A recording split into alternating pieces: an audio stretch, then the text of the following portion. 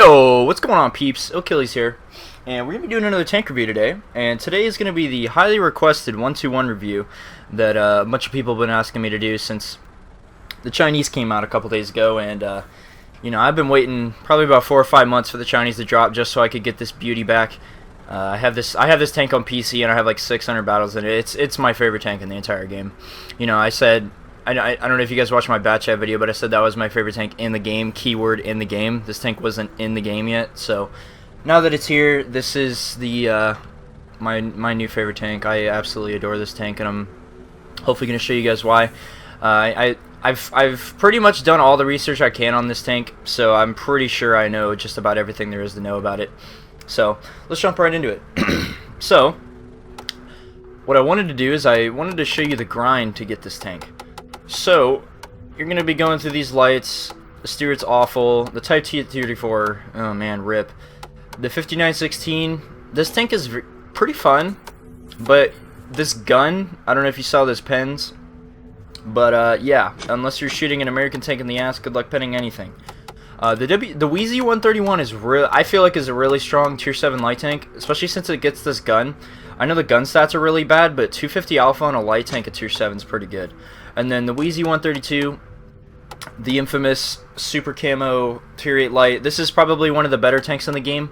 I don't really know why we didn't get the buffed version of the 100 mil that the PC got. I don't know why we didn't get the buffed health pool version of the WoT 132. I don't know. I just feel like it was kind of counterproductive. But anyways, yeah, this tank's still pretty. This is a pretty strong light tank. It can fill that medium gap just because of the gun it gets. As you can see, 244 pen with APCR, 250 alpha. That's still pretty good. I mean, of course, in a tier 8 light game, you're going to be playing in tier 9s and 10s constantly, so 250 alpha isn't much. But when you're constantly poking them with a stick, they're eventually going to roll over. So then when you finally get the WoT 120, now I'm going to tell you guys, this is probably one of the roughest grinds in the entire game. This tank is really frustrating off the start just because of this 100mm that they give you off the rip. The 189 pen, it's just really rough to work with. At tier 9 especially, you're going to be shooting gold pretty much most of the time. But when you finally, if you want to, when you finally get to this package, you're going to be getting what I feel is one of the best tier 9 medium guns in the game.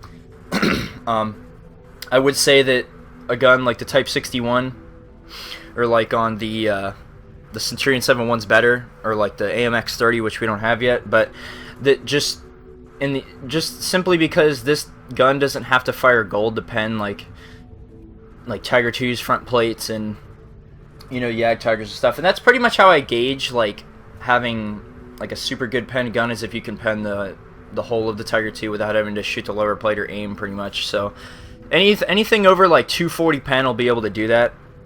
So that when I say like good pen, that's what I mean, anything over 240. So you're looking at 249 at pen and 440 alpha at tier 9. That's pretty insane. Now, it's not all good news, because you're going to have that, I don't know if you saw on the right, the 3.4 second aiming time and the 0.37 accuracy. Now the 0.37 accuracy is manageable, but it's just getting that aim time, or being able to sit in front of someone to aim for 3.5 seconds almost and pull the trigger it's rough without taking any bad trades. Now I would also like to point out that the rate of fire on the 122 is the same as the Centurion 7.1.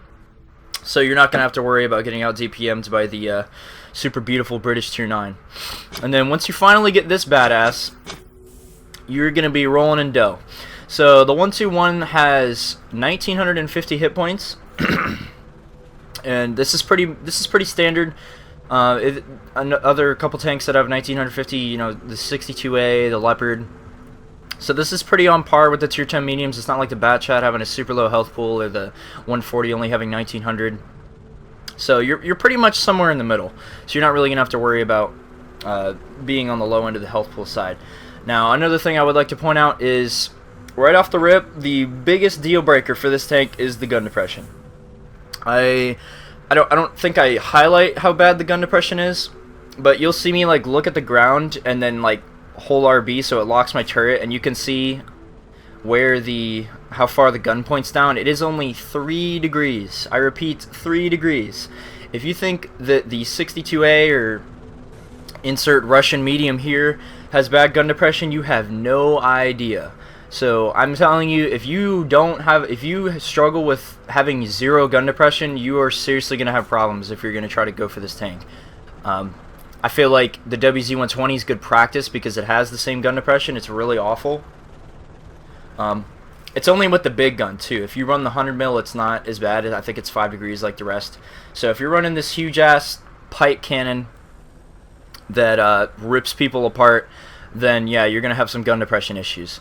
But let's jump into the armor profile. And I feel this is one of the strong suits of this tank.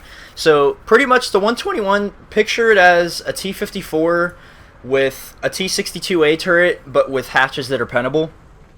So you're looking at 120 millimeters on the front hull, 80 on the side, and 60 on the rear. What that means for you is that if you are, you're thinking about, oh man, dude, 80 millimeters, is that good enough to side scrape? It is. This has the same side armor as the E50M, so you can side scrape just as well as an E50M does, and you actually have turret armor, so that's an add-in plus. And another thing I would like to highlight is don't let that 120 millimeters deceive you. It isn't uniform across like the T-54. The lower plate is actually only 80 millimeters thick. So if you feel like, oh man, I can just drive at these tier 8s and be invincible. No, if they shoot your lower plate, it's going in. So yeah, so pretty much the optimal angle for making sure that you can use your armor the best effective if you're like looking directly at someone. So say that I point the gun over the front drive axle right there and it's looking right at me. That is your optimal angle to where you'll bounce shots off the side and you'll still have like that 230 millimeters effective on the upper plate. And you'll be surprised how much you actually do bounce in this tank. It's quite bouncy for a medium tank. And I feel like this is overall the most heavily armored tier 10 medium, just because of how good the armor profile is. I mean, some people will say that the E50 has the better armor profile, but look at the E50M's turret. You can't go hold down in that thing without someone just spamming the cheeks of your turret. This turret, on the other hand, you're looking at 240 in the front, 130 in the side, and 60 in the rear. So you've got the same effective as the 62A, and the 240 is uniform across the front, up until probably that little mark right to the left, right next to the gunner's viewport, that little hook or whatever. Probably right up to about there. So you've got 240 effective right there, and as you can see, it's very well sloped. Unless you hit the part right on the bottom of the turret, right next to the gun, that's where you're gonna get the best chance of penning if you actually have to shoot the front of this turret for some reason, and you didn't feel like shooting for the cupolas for some reason. I don't know what you'd be thinking, but the cupolas on this tank are 180 millimeters thick, so you're not really going to be worried about getting penned by a T71 or some crappy pen T69 or some tier 8. So yeah, this tank I feel is probably all around the best, most heavily armored tier 10 medium of all of them, just because of the uniform good armor around the entire tank. So now this actually comes at a cost. So in return for all this good armor and the ability to side scrape and hold down and all that, you are hindered with your mobility. I feel like this is one of the more sluggish tier 10 mediums. I've looked on the tank comparison website or whatever, and this actually does have the highest ground resistances of all the tier 10 mediums, so you're going to feel a little bit slower in this thing. Now I feel like that's one of the balancing factors for this thing, one of two that I feel are the only actual balancing factors of this tank. Those two being the slowness and the ground resistances and the slow acceleration, along with the awful gun depression. Those really are the only two negatives about this tank that I can point out off the top of my head. Other than that, this tank is just it's a fucking beast. That's pretty much all I can say. This thing is a beast, and you guys are going to see in the gameplay, this thing just rips people apart. And people often underestimate it because they see it looks like a Russian medium, what could it possibly do? But when you're sitting in front of this gun taking hits, oh man, it's pretty brutal. But enough about that. Let's go look at the modules. So you're rocking the 580 horsepower engine. This is the pretty standard engine across the board for any tier 10 Russian/Chinese tank. The T62A and the Object 140, Object 430 all have a 580 horsepower engine.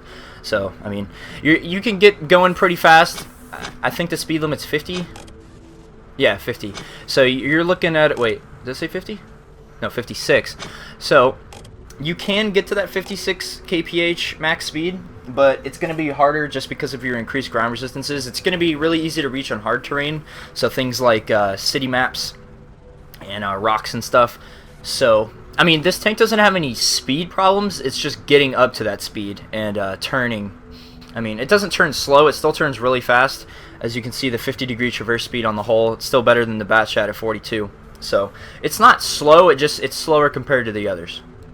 But yeah, your standard 580 horsepower engine, you know, you're going to be going pretty quick across flat ground, but going up hills is going to be a little bit rough. So, yeah, we'll do the gun last, and then the traverse speed I just talked about, and the turret armor. So I already went over that, 240, 130, 60. It's really nice. And then the 40-degree turret traverse speed, that's pretty standard for, you know, Russian/Chinese medium, so nothing surprising there. And then your standard 400-meter view range. So, finally, let's get to the highlight of this tank, which I feel is the theme of the last couple tank reviews that I've done. The 122 millimeter. Now, you may be thinking, whoa, a 122, what is that? This actually is the IS-4's gun, souped up with a better rate of fire, better penetration, better aim time, and better accuracy. Now, if that sounds like something that you would be interested in, then you're going to want to keep your ears wide open for this. So, let's get this straight. You're rocking a 6.25 rounds per minute. Now, I want you to keep that number in your head. Now, when we go back and look at the E50M, what does that number say right there at the bottom? 6.25. Alright, now look at that. So let's go back to our trusty 121. Now, you got 6.25, 258 pain, 440 alpha. Okay, 440 alpha. Let's go back to the E50M. Where is it at? There it is. Well, it doesn't tell you, but it's a 105, so it's 390 average. So you're getting an extra 50 alpha per shot, and you have the same rate of fire as an E50M, and you have a turret. So this, I'm telling you, man, this gun, I think this tank has the 4th highest DPM of all the tier 10 mediums. The 430 being the top, the STB, and then the 140 and 62A, and then this tank. This tank has a really, really high DPM, and people underestimate it just because of how slow the gun shoots, just because it's like the E50M, literally the same rate of fire, and it's just you get the added bonus of the alpha, give or take a few millimeters of penetration, which won't really matter because 258 is enough to pen any tank in the game frontally as long as you aim.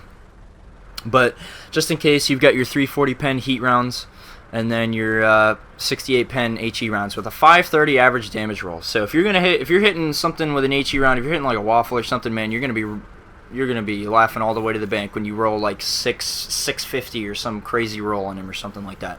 But pretty much the only downside to this gun is that aiming time. Now, as you can see, a 2.7 second aiming time, that's pretty bad. That's concurrent with the Batchat, I believe, is 2.7 seconds. Where is it? There's the Batmobile. 2.7? 2.7, yeah. So you've got the same aim time as a Bat, and I mean, it's not awful, and you can still get good RNG rolls because, as you can see, this gun is pretty accurate. Now, that .34, you may be thinking, oh, it's alright, but think of it this way. The STB has .36 accuracy, and the M48 Patton has .35. So this tank actually has a more accurate gun with a 122 than the STB with a 105. So it's pretty crazy. Now, one of the highlights of this gun is the crazy damage rolls you can get. So I just want to take a quick look at the ammo type so you can see the damage rolls. Now, you're going to see that 330 to 550. That is a huge range for damage rolls. Now, the downside to having such a high caliber gun is having that chance of having that super high roll or that super low roll. Generally, if you have a smaller caliber gun, there's going to be less RNG involved with your damage rolls just because of the caliber of the gun. The higher the caliber of the gun, the more fluctuation there is in the damage rolls. So, like, say the Death Star, you can roll anywhere from 1400 and something to 2183. Like, there's so much gray room there. It's ridiculous. So you're never guaranteed a specific damage roll. And that actually ended up biting me in the ass last night. I had to kill a IS-7 on like 400 health, and I rolled like 373 on him, and he killed me. So, yeah, it kind of can, you know, ruin your day sometimes, but it's not that big of a deal. So now that we've gone over the module stuff, let's go over equipment fit. So I feel that the gun rimmer is absolutely essential. The vertical stabilizer is absolutely essential. And I feel that the gun lane drive is essential. Others may disagree with me. They would maybe go with vents just to get that reload down more. But I really like being able to pull off those clutch shots and just have that aiming circle as small as possible when I pull the trigger. So gun lane drive is the thing for me. Now, vents is probably the better option just because of you can get that DPM up and, you know, it increases your view range and all that, or I could run optics. But I really like having gun equipment and gun perks on tanks that have really crappy aim times. So, yeah. But and then I feel like the CO2 fuel tanks wouldn't be a bad idea either if you didn't want to run either of the above, but I don't really know why you would want to do that, because the model of the 121 along with the 62A, the 54, the gas tank is literally right where those two headlights are. So tip for people shooting at these tanks or Russian mediums or anything, the gas tank is right there. So if you hit that twice, 3 times, you're gonna catch them on fire every single time. Especially 62As, those things catch fire like a matchbox. But let's go over the consumables, not the crew. And you're gonna see this ammo setup. You get a pretty healthy ammo count with this tank. I mean, surprisingly for how small it is, you get 40 shots, and then you look at the 215B, you only get 35, so it's pretty crazy.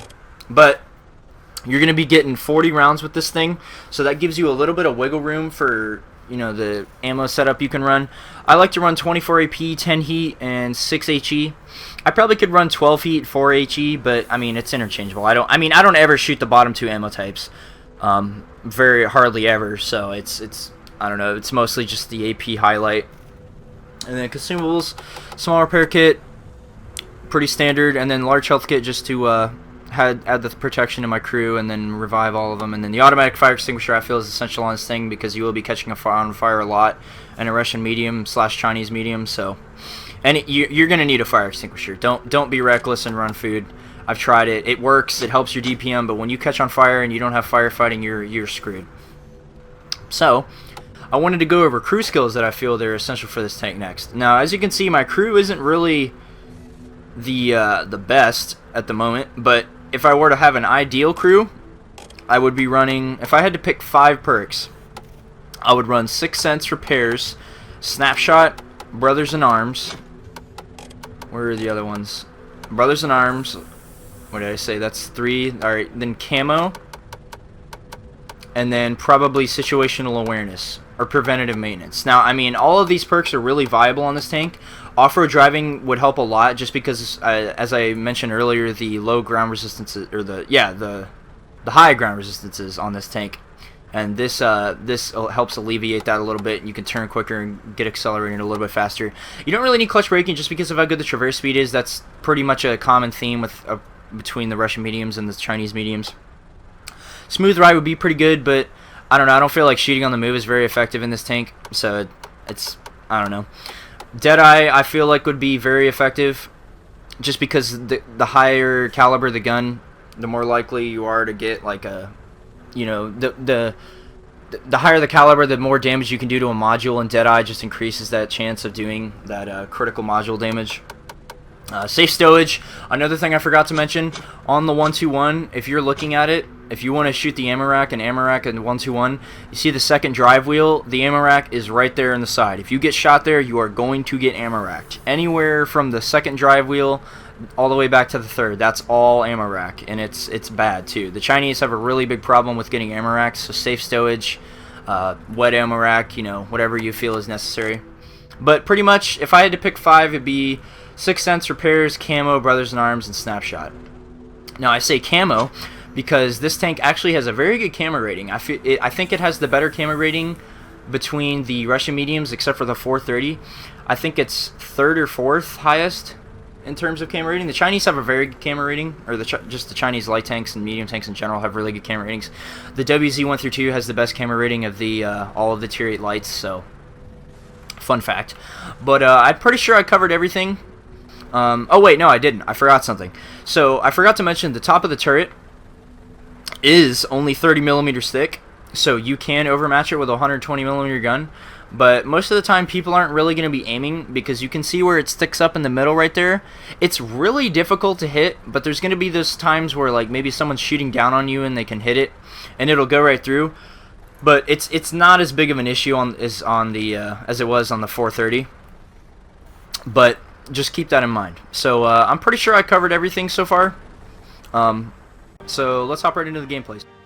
Alright, so this is the first game I have for you guys, and this gameplay is really going to be one of the games that shows you just how good the sniping potential is on this gun. You wouldn't really think that it would be what it is, but you know, this does have a fairly accurate gun. I think this is where you're going to see right here where you see what the gun depression is. I think I look straight to ground. Alright, yeah, there you go. That's the gun depression right there. There is your max gun depression. But yeah, the gun depression really can hinder your ability to work certain spots on the map. It certainly can be a serious issue if you don't know the spots where you can actually, you know, manage the gun depression and make it work on that game or that map. Usually maps with a lot of hills like Westfield are really rough when you're playing the 1-2-1. And maps like Mines are kind of hard too if you're not... Typically what you want to be doing if you don't want to have to worry about gun depression is you want to be below the enemy, because you can aim up at them and hit them no problem, but aiming down is the big issue here. So what you see here, this is pretty much the normal tier 10 medium spot that you go to if you're on the south spawn. You just wait for someone to light the middle and then you're pretty much stealth behind these bushes. I get a pretty solid hit in that STB, and as you saw that 440 roll, that's going to be a pretty standard roll for you, and you know, if you think that's high, it's not, trust me. And then you're going to see here the pretty low roll through 73, and then you know, that's what I was talking about earlier with the RNG, with the damage rolls, is that it really can either be a good thing for you because you can roll like 520 and just take off a quarter of their health in one shot, or you can roll like 373 and you would have rather been in a tier 10 medium with a 105. So it's, I mean, you're kind of dancing with the devil when you're doing stuff like that. You know, it's a double-edged sword, but I mean, when it works, it works. And then there you saw that beautiful shot on the Foch. And you're going to get used to stuff like that, because this gun is not inaccurate, as you can see here. I think I drilled this guy another time after this, and as you saw, that roll is a pretty decent roll, 467. And then I believe the next shot is an even better roll. I think it's 491. 491, yeah. And then that's a pretty decent high roll for this gun. And then right here I get unlucky. But I mean, I just hit 3 cross-map shots back-to-back, so I'm not really complaining. But yeah, so basically this is the encounter variant, and we were just kind of, you know, waiting for the people to push around behind us on the left so we could turn around and deal with them. And you know, the 1-2-1, I feel like this is one of the better brawling mediums in the game too. Like if I'm on a city map, I would rather be in this tank than say any other medium in the game. Maybe a 430 would work well just because of the spaced armor and stuff, but that's about it. This gun has the alpha to compete with other tanks up close, like heavies and stuff. And it has the rate of fire, so you could beat out maybe like an E5 or whatever, despite having the lower health pool, just because of how high the alpha is and how high the rate of fire is for such a high caliber gun. Now you're just seeing me here. I'm trying to side scrape. You know, I'm just kind of waiting for them to shoot. You know, pretty basic trading here. Another 400 roll, 440. You know, it's really standard with this thing, and you're gonna be surprised on some of these crazy damage rolls you can get. Like you'll hit that one like 530 damage roll, and you're like, wow, man, this thing hits hard. It hits like a freight train. It's pretty crazy. Now what you're gonna see here is I get the lucky snapshot on him, and then I try to side scrape and I over angle. I think he shoots me in the side here. You know, I'm still trying to feel out the 80 millimeters of side armor side scraping, because I haven't played this tank in a long time, and I don't really ever side scrape in tanks that have only 80 millimeters of side armor. And there you saw there another 470 roll is really nice. Now another thing I like to do with this tank is if like I see an object 140 or a 62A or something in front of me, like this guy right here, I like to like wiggle my hole to try to get him to bait my tracks, or he can shoot my upper hole at a really steep angle, so it increases my chances of him bouncing. I mean, it doesn't work out for me just because he timed it right, or he just got lucky. But I mean, you know, it's just those precautionary measures that you need. And then there was that thing I was talking about in another one of my other videos of the 430. You know, driving at a diagonal angle, trying to get to shoot the super angled spaced armor. It didn't work out there, but you know, it's all up to chance. Now you're gonna see here. I'm gonna get this drivable shot on the C100, put him in place, and you know, people usually don't really shoot for drive wheels and stuff. So I mean, I know most of the decent players do, but that's another thing you're gonna want to learn how to do if you want to get really good at this game. Is looking for drive wheels, tracking people, get them tracked for your teammates, keeping them tracked there, because if a tank's stationary and he's screwed out in the open, you can't do anything. So I load the heat rounds here just to get that hull down pen on him, just so I don't have to expose my hull and risk dying here. You see the second shot goes in and I get the kill. And then you're going to see here the 4502B, I still have heat loaded. And you can pen that tank. I really didn't feel like aiming for his cupola because I didn't want to get killed. Because I thought he was going to shoot through my cupolas or something like that, so I didn't feel like aiming for his cupola. But then you're gonna see here I load backup AP rounds, and then I actually do smack his cupola for like 3 something, I think, or was it a 330. That's actually the lowest damage roll, and you can hear me freaking out again. That is the lowest possible damage roll you can get with that gun. So that's one of those things I was talking about earlier. It happens and it can bite you in the ass, but I mean, it's so rare that you're gonna have the awful damage rolls that you have. So that was pretty much the end of this game. I'll just cut to the post. So as you guys can see, this is a pretty good game. We're rocking around 6k damage there, and as you can see, I only had 15 pens. But the damage really does add up on this tank just because of how the above average alpha for the tier 10 mediums. But in this next game, you're going to see a little bit more of the hold down work and the armor working. So let's cut to that one. There we go. Alright, boys. Alright, so here's the second game for you guys. And this game was on Cliff. And I think we got the south spawn. No, we got the north spawn. So, pretty much my game plan on here was just to kind of work the middle. I saw they only had 1 artillery, so I was going to take my chances not getting arty to death in the middle. If not, if they would have had like maybe 2 or 3 arty, I probably would have gone wide around the lighthouse there. And gone hull down on the little dip on the far end near the water. And just hid behind those rocks and put some flanking shots into people, but as you're going to see here, I think there's a couple spots in this game where my gun depression kind of screws me out of getting a damaging hit, and I think towards the end there's one shot that I get that you're going to see is crazy. Not crazy, but it's like crazy scary. I don't know how I hit it just because of gun depression and stuff, but pretty much here I'm just going to be working this middle ridge here, hold down on the far end of it, so I can be hold down. I don't have to use gun depression at all. It's just on flat terrain, and you're going to be seeing me work this M46 here in this bush pretty much the entire game. I get lucky and only track him there, but sometimes you're going to be those clutch shots that you take. Those are going to happen where you just either hit tracks or just completely miss altogether. And this guy started moving, and I just wanted to make sure I hit my shot, and that was an alright roll through 99, but no big deal, no bad trades. Haven't got hit by arty yet, so we're still in good shape. And then I hit that guy for a pretty good roll. So I mean, pretty much what to take away from this game is that you're gonna see just how strong this tank can be in a hold down position. And I think towards the end, when I start getting swarmed, you're gonna see some hull armor working, some of those crazy angles, and then nice roll there. But this tank, I really feel like this is one of the stronger tanks on the battlefield if you can utilize areas where you don't have to worry about your gun depression not working. So you saw there I bounced a shot from the waffle, pretty solid turret as long as it doesn't hit the cupola. So, when you're hull down, you can't be like you're when you're in a 662A. You can't just sit there and stare at them like, oh yeah, my turret's invincible, because that turret is extremely strong, and the edge of the cupola that you have to actually hit is really hard to hit. But as you can see here, I'm getting shot by 2 different tanks, and I wanted to focus the one that was the most annoying, and I just kind of auto-locked and shot. I don't know what this guy did. I think he was going to kill our artillery. And as you can see here, I'm outnumbered, and then you're going to see there's going to be another one that comes over the hill behind me here, and I finish him off. And then I've still got this E100 to deal with. I think there's another one. Is there another one? Yeah, there's another one. The ST1. And the ST1, I feel like, is one of the better tier 9 heavies, probably the second best behind the E75, just because dealing with that tank hold down is extremely difficult. And this guy really had a hot nut for me. I don't know. I don't know, man. He had easy shots on the guys in front of him.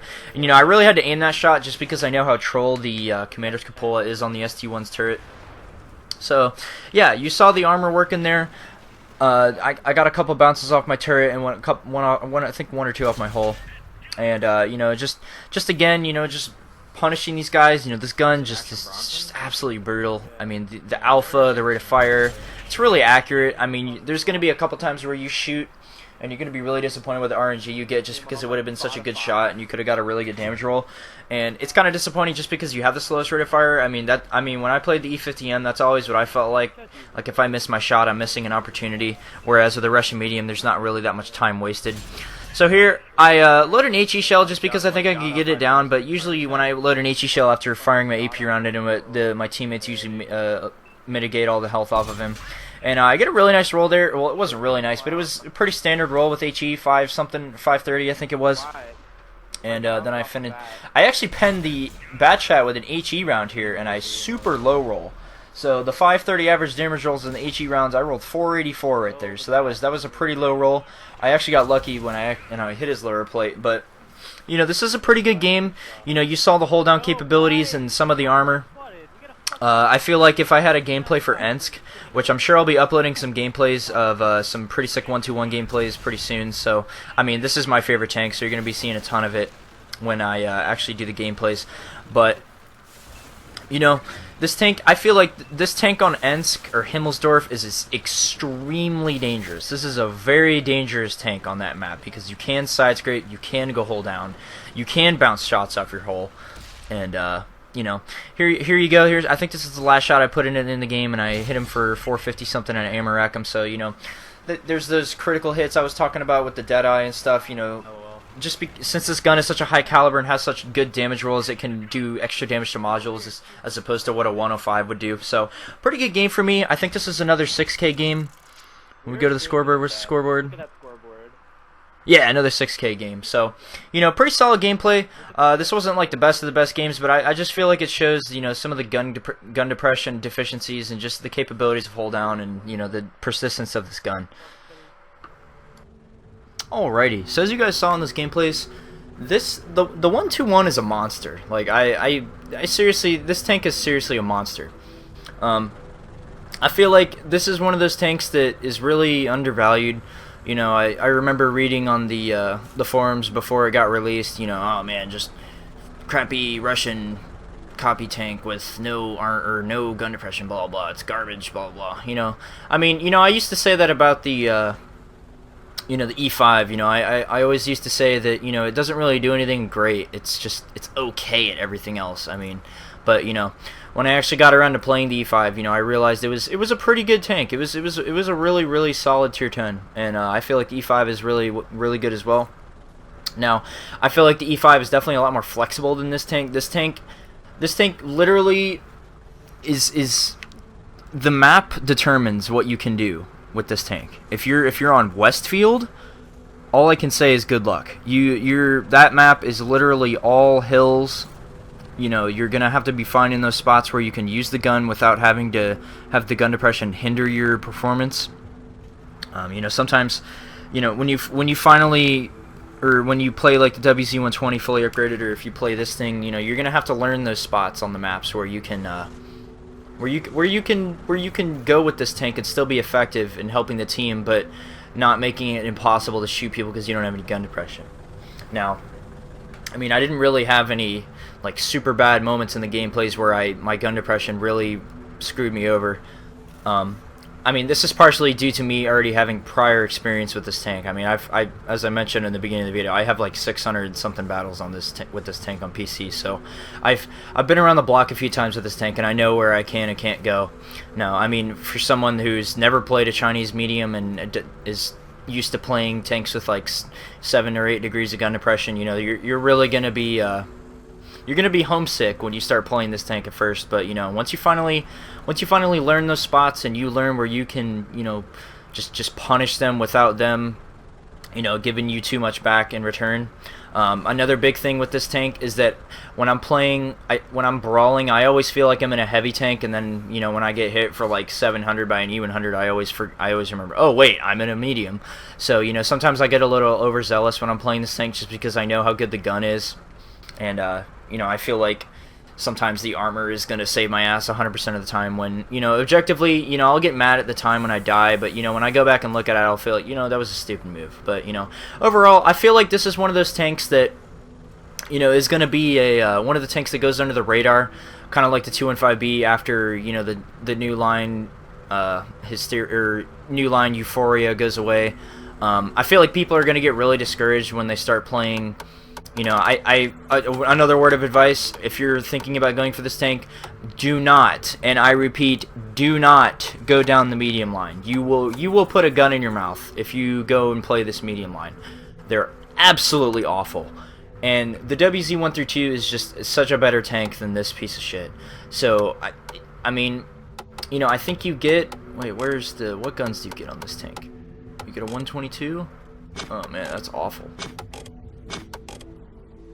Yeah, so you get the same gun that you get on the WZ-132, but you get it earlier. You don't have to get as much XP. So, I mean, go down the light tank line if you're thinking about doing this. But one thing I would advise you to get the WZ-120 fully upgraded, just so you know how this tank's gonna feel, because the only differences between the WZ-120 and this tank is the hull armor, the front of the turret, and the aim time, and the accuracy, and the rate of fire. But that's, I mean, pretty much the only real differences that you're going to have are the upper plate and gun stats on the WZ-120 in this tank. And this tank's a little bit longer than the WZ-120, so this tank's a little bit bigger.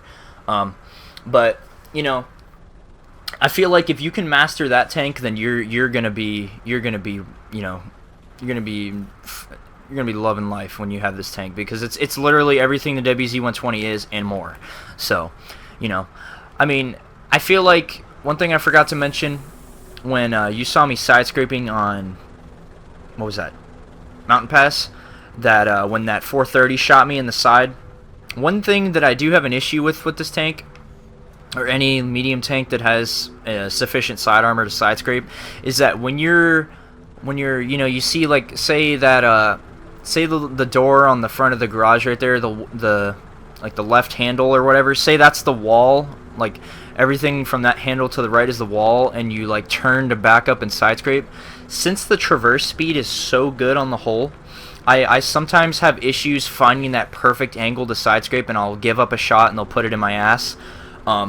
So it's kind of hard, trying to find that perfect angle to side scrape in a medium with only 80 millimeters of side armor, because you can't give them too much. If you have something like, like an E100 or an IS-4, there's a lot of wiggle room there. You can swing the hull out so far and still be bouncing shots. That is not the case with any tank. Not just this tank, any tank with any 80 millimeters of side armor that has the ability to side scrape. So you're going to be able to have to find that balance. I know turning the tank is going to be a little bit difficult to find that angle, just because of how sensitive the turning speed is and how good the traverse speed is on these tier 10 mediums. Like something like a 140, I know that tank can side scrape, and it's pretty difficult trying to find that perfect angle without taking maybe one or two hits. So that's just something to keep in mind.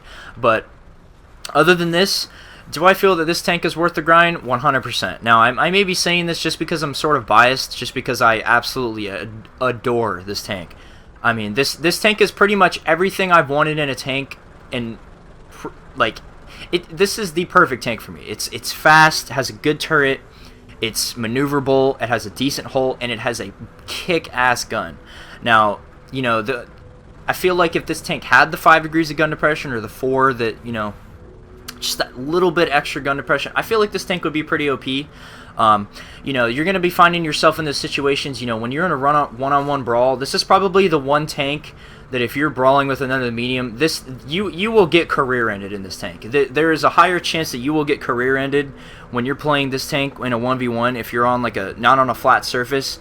You picture this. You're driving, and there's like a medium tank right in where that truck is, but you're on a higher ground than he is. Say like we're swapped spots, and the medium tank is like a 140 where my tank is, and I'm where that truck is. Say I can't shoot anything but his turret, and I can't point the gun down far enough, And then, you know, it's really awkward sometimes in a 1v1 if you're not on even ground.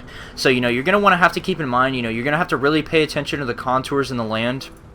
You know, if you really want to excel with this tank, again, you really just have to find those spots where you can be effective. And when you're in a brawling situation, you got to know when to pull the trigger, when your gun depression is going to let you hit those shots. I feel like that is a key. That is the number one thing with this tank, is learning where you can and can't go with this tank. Just because that gun depression gives you so many restrictions on some places where you could go and say a Russian medium. But, you know, overall, I feel like this tank is worth the grind. And, you know, I think people that get it are going to have a lot of fun with it. And another thing I wanted to mention before I wrap this thing up is that your ammo types, you're shooting AP standard. Now, I forgot to point this out when I was talking about the consumables. And, you know, something like, where's the bat chat? Okay, so something like the bat chat. The bat chat shoots APCR standard. So what do we know about APCR? Okay, so it flies fast. It has a really fast travel time. And it has really good penetration. Now, that's all good and that's all fun and good, but the normalization on the rounds is two less degrees, or yeah, it's 3 degrees of normalization on the APCR, and on AP it's 5. So what that means for you, if you have no idea what those words mean, if, say, you're shooting at an E100 like this, say he's angled like this, and you, for some magical reason with AP, you can pen that back part of the hole where the AP, where the little sleeping bags are, the AP round will go in because you have those extra degrees of normalization. The AP round from the 121 will go in just because you have those extra degrees of normalization. I kind of feel like this is kind of like a crutch kind of, but I mean that's with all AP rounds, as opposed to with the APCR round you would bounce just because you don't have that extra degree of normalization that the AP rounds do. But you know, it's a double-edged sword. You know, when you're shooting AP rounds, the travel time's a lot slower. You're gonna have to lead your shots more. You're gonna have to really think about where you're gonna have to put your shot, as opposed to where you know, any other tier 10. I think this is the only tier 10 medium in the game that shoots AP, and not APCR standard at tier 10. So yeah, this is the only tank you're ever gonna have to worry about that with. But I'm sure when you've been playing, you know, all the other medium tanks, if you're an experienced medium tank player, you know, you've been playing, you know, tier 9s and tier 8s with AP rounds. So I'm sure if you play this, you won't have any problems with it. It's something to get used to. And then, you know, that's pretty much all I have to say about this tank. The last thing I want to talk about, do I think it's clan wars viable? I think so. To some degree. I feel like you know, some people would say no just because, you know, the Russian hover tanks are a lot better in a, you know, a mobbing situation. But I feel like this is, on a city map like Ensk or Himmelsdorf or something, I feel like this could be a workable tank, and you could pull one of these with your Russian mediums just because that extra alpha really does help, and it has decent DPM and armor. So, you know, if you can find those hold on spots, you know, on like the dirt piles on the Banana Road on Himmelsdorf, you know, that's pretty freaking awesome for a tank. That's a good spot for this tank. But, you know, other than that, I don't really think this tank is clan wars viable on like a map like Steps or you know, what's another one? Prokhorovka. No way. A 140 and a 62A would be definitely a lot better on this map. So this is a very special case that you would ever use this tank in a clan wars fight. So yeah. But that's pretty much all I have to say about this tank. I know a couple people asked me to do this, and I tried to get it out as fast as I could. I hope I could cram as much information into it as possible. I'm pretty sure I covered absolutely everything about this tank. If you guys have any questions or anything, you know, just leave them in the comments or whatever. You know, let me know how you guys like the new intro. I put that together this morning. I'm gonna do something where I swap the intros, like I do the one that I've been having for my last couple videos, and then I'll do that one for every other video, and then I'll do the one I had for this video every other video. So I'm just gonna switch it up a little bit. But I hope you guys enjoyed the video. I hope this was really informative. You know, that's why I do these things, and I hope this you know, erased any lingering doubts about this tank, or it you know, what's the word I'm looking for? Like, it dissuaded you from going for this line just because of the gun depression. You know, that's really a make or break thing for some people, just because they love having those like 8 or 9, 10 degrees of gun depression. So that kind of can, you know, what's the word I'm looking for? God man, I don't even know. You know, it really discourages that. Okay, yeah, that's what it is. You know, the gun depression discourages people. But you know, I hope this video, eliminated any of those lingering doubts about this tank or the line or whatever. I feel like this tank is worth it if you're willing to adapt to the what you're gonna have to adapt to, the gun depression stuff. But other than that, that's pretty much all I have for this tank review. Let me know what you guys think in the comments. Like, comment, subscribe, YouTube stuff. But this has been Achilles, and I'll catch you guys later.